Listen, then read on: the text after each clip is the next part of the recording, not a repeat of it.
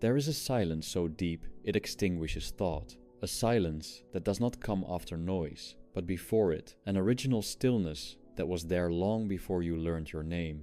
If you sit in it long enough, it begins to whisper, not with comfort, not with hope, but with the one thing the human heart cannot counterfeit, truth.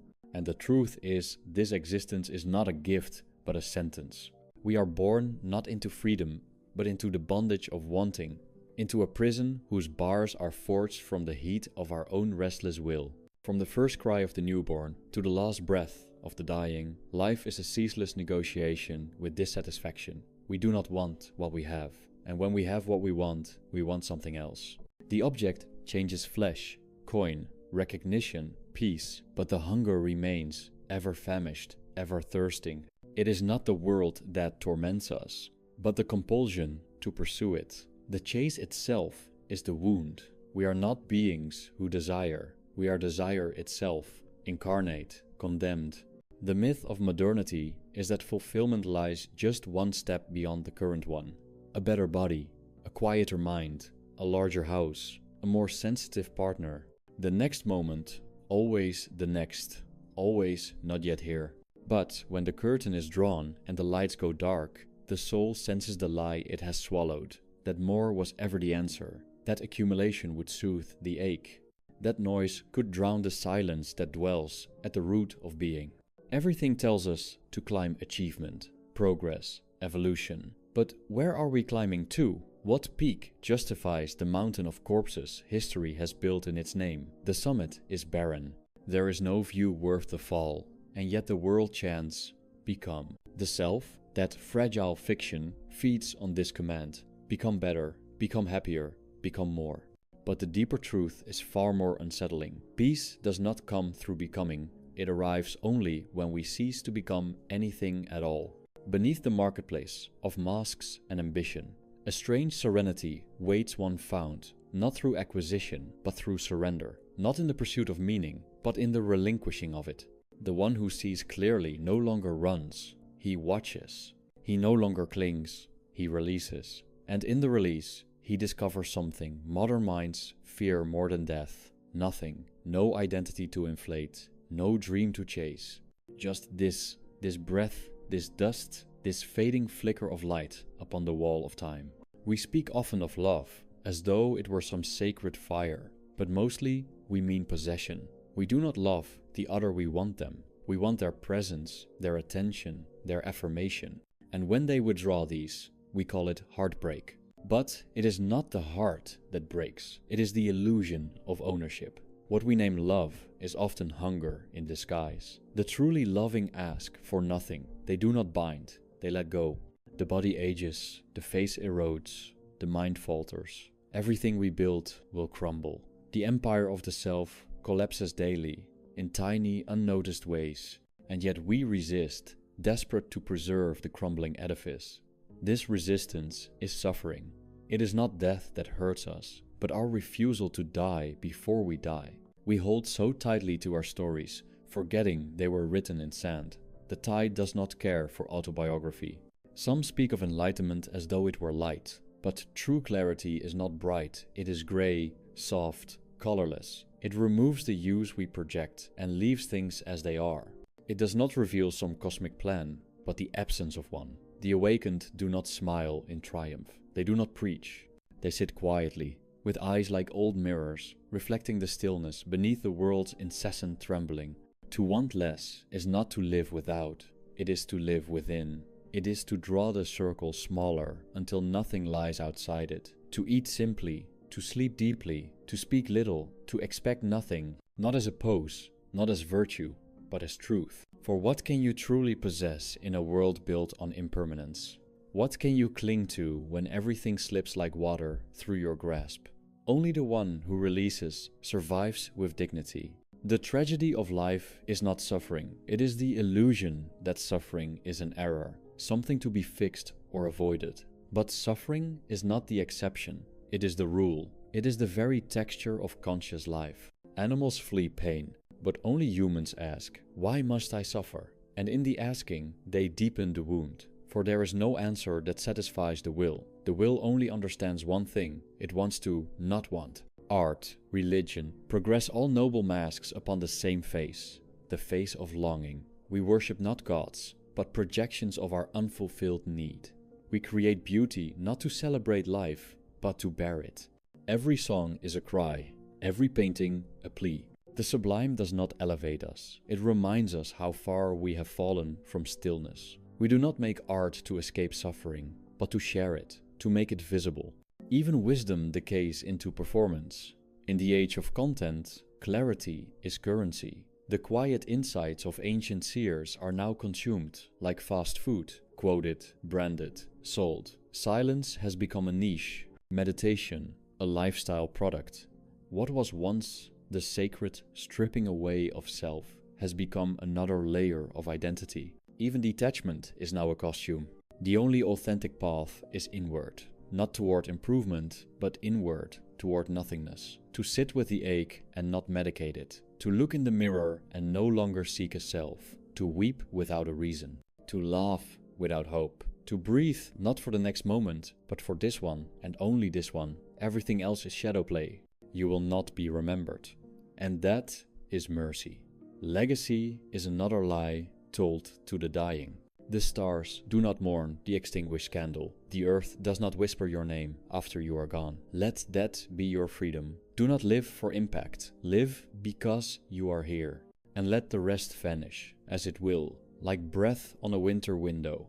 In time, even the urge to speak fades. The truths that burn in youth cool into quiet realizations. There is less to say and more to feel, less to prove and more to endure. The great act is not to create, but to remain, to stay present while the self dies again and again. This is the only form of courage that cannot be faked.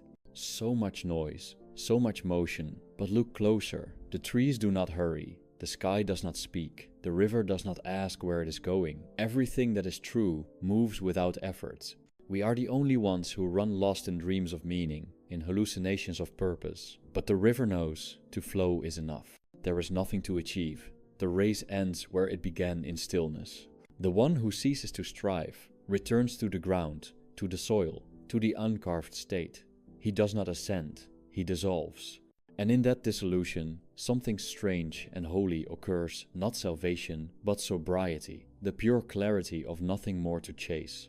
And this, perhaps, is the final mercy, that in the end, there is no finality, no curtain falls, no light shines down. There is only the fading hum of the will releasing its grip, only the echo of having been, only the wind, indifferent and eternal, carrying the ashes of desire into the nameless void. Suffering is not the exception to life, it is its constant undercurrent, its native tongue. Pleasure visits like a fickle guest, brief and suspicious, but pain is the ground beneath our feet. It waits in silence behind every joy, in the hollow echo that follows laughter, in the dread that haunts fulfillment. The moment something is gained, it begins to decay. This is not tragedy, it is the law of existence. All that begins carries within it the whisper of its end. What we name happiness is merely the pause between two pains, a lull in the storm. But the wind does not stop, it only hides. We string these moments together and call it a life, but the thread is made of longing, and longing never rests. To be alive is to suffer not merely events, but the structure of desire itself. Even in rest, the will stirs, seeking something to latch onto. Even in silence, it hums its low, demanding song.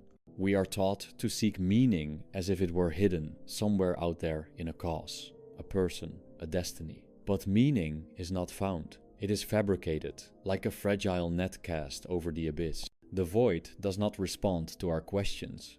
It offers no signs. It waits, patient and mute, while we write stories upon it and mistake our script for truth. And when the story collapses, as it must, we are left with the naked fact of being and the unrelenting hunger of the will. Everything modernity sells is a balm for this wound. Distraction, stimulation, novelty. The screen glows, the feed scrolls, the hours vanish, but nothing is healed. The ache returns each night when the world grows quiet. We fear that silence not because it is empty, but because it reveals how empty we are without our illusions. The self, that sacred construct, withers under the gaze of honest solitude. We surround ourselves with mirrors to avoid seeing what lies beneath them. The body is decorated, the voice curated, the image refined, but underneath the polish, the animal persists, frightened, insatiable, dying. We may conquer the world, but never ourselves. And so, we pretend. We pretend that achievement matters, that recognition endures, that love will rescue us from the cold. But all these are vapor, and we chase them like moths against a window, blind to the fact that the light is indifferent. Even the pursuit of peace becomes another form of striving. We turn to meditation, to rituals, to sacred texts, not to understand the futility of desire, but to manipulate it, to transcend it without releasing it. But there is no escape through control. True detachment is not an act of mastery. It is the quiet surrender of ambition itself. Not the taming of the will, but the acceptance that it is ungovernable. In this stillness, something deeper emerges, a clarity untainted by purpose. To be free is not to gain power. It is to be rid of the need for it, to walk without destination, to feel without grasping, to see the world not as opportunity, but as apparition. The flowers bloom without your joy, the stars burn without your witness. The universe does not crave your involvement. And in this detachment, there is a strange and sorrowful grace, a grace that mourns, and in mourning, releases. What remains when all effort ceases? When the masks are dropped and the striving ends? A quiet presence, like the shadow of wind through trees. You do not own it, you do not guide it. It's simply island. This is not peace, as the world imagines it, wrapped in smiles and sunlight. It is the darker peace of nothing more to want. The kind that arrives when even hope grows weary, and you no longer ask for anything, not from life, not from others, not even from yourself. Detachment is not a coldness. It is a deep, aching intimacy with the truth. It is the gaze that sees without flinching, the hands that hold without clinging, the heart that beats without demanding. In detachment, the soul does not harden. It becomes porous, open to the world's sorrow, yet untouched by its storms. You do not escape suffering. You become vast enough to hold it without breaking. Even love, when freed from possession, reveals its truest form, not a merging, but a recognition, not a salvation, but a shared solitude. To love without need is to sit beside another soul in silence, knowing they cannot complete you, and loving them anyway, wanting nothing, offering everything, and vanishing like smoke when your presence is no longer needed. This is the love the world cannot understand, and yet it is the only kind that frees. Let the self dissolve, let the will grow quiet, let the illusion of control burn away like fog at sunrise. There is no path to walk, no peak to scale. There is only this breath, rising and falling in a world that does not care whether you awaken or remain asleep. And in that indifference lies your release. No more games, no more masks. Just the fading echo of wanting soft, distant, and finally still.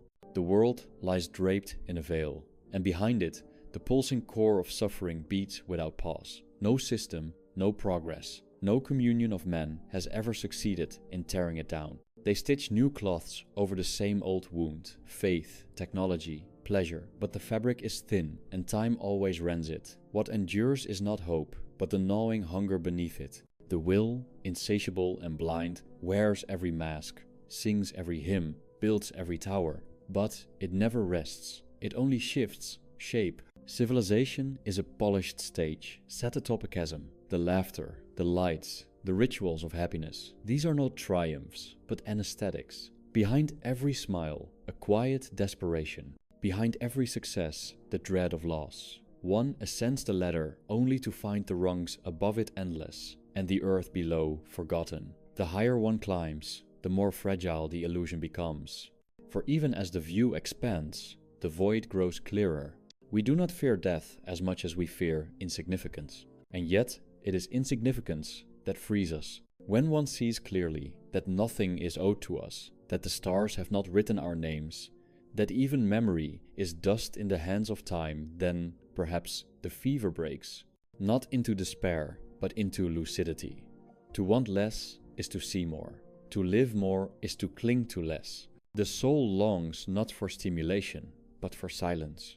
And silence is not emptiness, it is fullness without form. In it, you remember that you are not a role, not a product of culture or ambition. You are not your name, your pain, your desires. You are the awareness beneath them, vast and indifferent. But to reach this silence, one must die while alive. One must bury the identity forged in mirrors and noise. One must be willing to vanish. Desire always tells you, this is not enough. It whispers, you are incomplete, and the world nods in agreement, offering solutions, each as hollow as the last. A better body, a new experience, a promised future. But each acquisition reveals itself as a new form of poverty. You are full, and yet starving. You are surrounded, and yet alone. The more you own, the more you fear loss. The more you become, the more you drift from what island.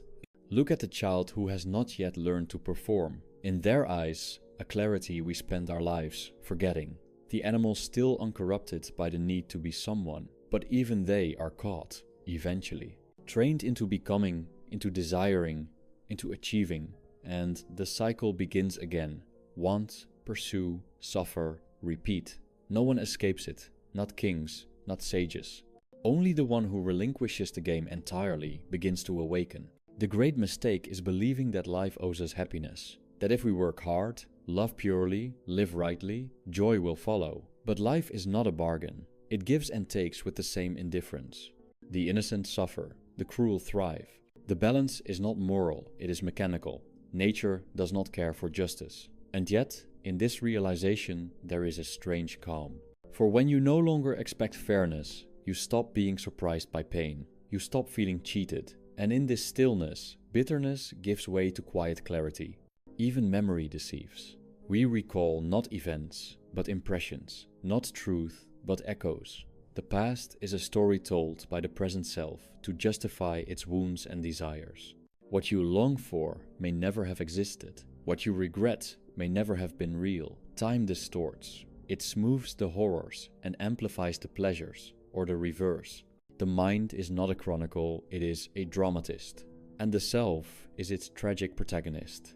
To live truthfully is to let the mask fall, to no longer seek validation, to no longer perform wellness or feign success or pretend that one is whole, to admit the fracture, to feel the void, to inhabit the wound without dressing it up. This is not failure, it is the beginning of freedom. The one who hides nothing is invulnerable. The one who wants nothing cannot be manipulated, and the one who expects nothing cannot be disappointed. You do not need to be understood. You do not need to be seen. These are cravings of the wounded ego. True solitude is not loneliness, it is the absence of performance. It is sitting with oneself without agenda, without judgment, without the exhausting need to be anything at all. This is not resignation, it is return. A return to the formless self that existed before the world named you. The river does not justify its flow. The tree does not explain its growth. Only man is cursed with the need to make sense of his existence. But sense is a trap.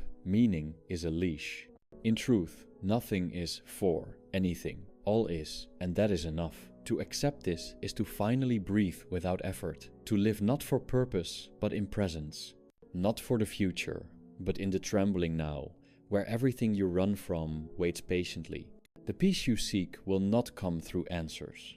It will not arrive through achievement or enlightenment or understanding. It will come when the questions dissolve, when the ache remains, but no longer needs to be cured. When you sit in the center of the flame and realize it cannot touch you, because there is nothing left to burn. You are not here to become, you are here to unbecome. To peel away layer after layer until only the watcher remains, silent, still, free. Not from suffering, but from the belief that suffering is wrong. Not from loss, but from the illusion that anything was ever yours. And then, quietly, the need to speak fades. The urge to impress, to be known, to be remembered, all of it crumbles. What is left is not emptiness, but vastness. Not numbness, but quiet awe. The kind that arises when one looks at the night sky and no longer feels small, because there is no self left to measure. This is not the end of the journey. It is the end of the illusion that there ever was one. There comes a point in the unraveling where even grief loses its grip, where sorrow no longer clings but flows through like wind through hollow stone. This is not healing. It is not recovery. It is the slow erasure of the one who once needed to be whole. What remains is not joy, but a kind of sacred neutrality. The world continues in all its madness, but the heart no longer petitions it for peace. One watches, not with detachment born of superiority, but with detachment born of exhaustion. All human striving traces back to the dread of the void. We build monuments, families, systems, all to shield us from the terror that we are fleeting. But the truth seeps in regardless. A glance at a dying tree, a silent evening without messages, the creak of one's bones, these small moments betray the grand illusion. We are temporary, and everything we love will vanish. And still we chase permanence, in love, in legacy, in recognition. Still we run. Even our joys are tinged with dread. Every embrace carries the shadow of parting. Every success births the fear of failure. We laugh, but always slightly too loudly, as if to drown out the ticking beneath it all. We speak of seizing the day, but it is not courage that drives us, it is panic. Panic that the day will end before we are filled, before we are known, before we are enough. But enough never arrives. It is a ghost that recedes with each step. The more we grasp, the more we realize we were reaching not for the thing, but for the feeling we believed it would give. And feelings are not things. They cannot be possessed. They arrive unbidden and leave without warning. Trying to keep them is like trying to hold fog in clenched fists. We call this a life, a sequence of hungers dressed as pursuits. The illusion of direction when there is only motion. One can walk the entire world and still be just as lost as when they began. Because what is sought lies not in the world, but in the quiet absence of wanting. Only there can rest be found, not rest as pleasure, but rest as cessation. Cessation of the ceaseless. To live well is not to win, it is to stop playing. Not with bitterness, not in defeat, but with the weary smile of one who sees the stage lights flicker and no longer needs the applause. The lines have been spoken, the mask has worn thin, and the silence that follows is more eloquent than any performance. What is left, then, when striving ceases? A kind of sacred emptiness. Not the emptiness of despair, but the emptiness of space, vast, receptive, unburdened. Here, there is no need to improve, to ascend, to justify. The heart beats not for love or war, but simply because it does. The breath enters and exits, not for survival, but because the wind too moves. In this emptiness, suffering no longer seeks an audience. It is no longer performed, no longer denied. It's simply island. It becomes like the weather, a passing cloud, a sudden rain. One does not argue with it. One does not plead. One only observes, and in observing is freed. Freed from the belief that pain is personal, that it defines or destroys. Pain is not a curse. It is the very texture of consciousness. To feel deeply is not to suffer wrongly, it is to exist honestly. And the world continues. People chase, cry, build, break. They love and lose, shout and sing. But you, the silent one, begin to walk through it like a ghost through dreams. Not because you are cold, but because you no longer believe the dream is real. You see the threads now. You see how desire weaves its illusions, how ego binds them with names and narratives. And seeing this, you do not condemn, you do not intervene, you simply continue walking. There is no need to awaken anyone. There is no need to share what you've seen. Most would not want to see it. Truth strips too much away. It offers no rewards. Only the fragile warmth of presence, the unadorned grace of being. And that is too little for those still hungry for becoming. But for you, it is enough. A single beam of sunlight through the grey. A moment of stillness beside a dying tree. The sound of wind at night, carrying no message, only being. These things speak now, not with meaning, but with essence. They do not soothe, they do not answer, they simply remain. And so do you. And slowly, even the need to remain dissolves. What held you together begins to loosen. There is no resistance, no drama, no final lesson. Only the gentle vanishing of the will, like smoke thinning in morning air, not extinguished, but no longer burning. And then, perhaps, for the first time, you are truly here. Not as someone, not as something, just here without hunger, without name, without end. There is a moment the soul reaches, not at the edge of life, but somewhere within it, an invisible precipice where the noise of becoming fades, and what remains is not silence, but the absence of need. Not peace as reward, but as residue, left behind when the clamor of striving ceases. Here, one no longer asks what life means. One no longer argues with pain, nor pleads for joy. The questions have rotted, the asking itself dissolves. To have wanted so much, so often, only to find that all desires end in ash, is not a failure of life, it is its design. Everything you craved was a shadow cast by the will, a flicker on the wall of your solitude. You ran, as all do, toward the promise of fulfillment, only to find it crumble in your grasp. And in that crumbling, you heard the quiet truth. You were chasing your own hunger, not what fed it. And so the chase ends not in defeat, but in release. You are no longer the one who must win, or heal, or prove. You are not the sum of what you have suffered. You are the witness, distant and still, watching the waves rise and fall. You do not reach for the crest. You do not fear the plunge. You drift beneath them now, in the deep where time slows and memory is water. The stories no longer bind you. They pass over you like wind through reeds. Others may continue to build, to dream, to demand. Let them. The world has need of its motion. Let them name things, improve things, suffer things. Your task was never to change it. Your task was only to see it clearly, and seeing clearly, to step aside. Not to escape, but to no longer entangle. Not to flee the world, but to become like it, fleeting, quiet, without purpose, without plea. Even now, as the body wanes, as the days narrow and darken, there is no fear. The end does not feel like loss. It feels like truth, finally keeping its promise. You have seen enough to know that nothing lasts. And because nothing lasts, nothing can be owned, not even this breath. And so you do not cling, you do not cry out. You bow your head to the wind and let it take you. Let the stars burn above you in silence. Let the rivers forget your reflection. Let the names you wore be swallowed by time. There is no need to be remembered.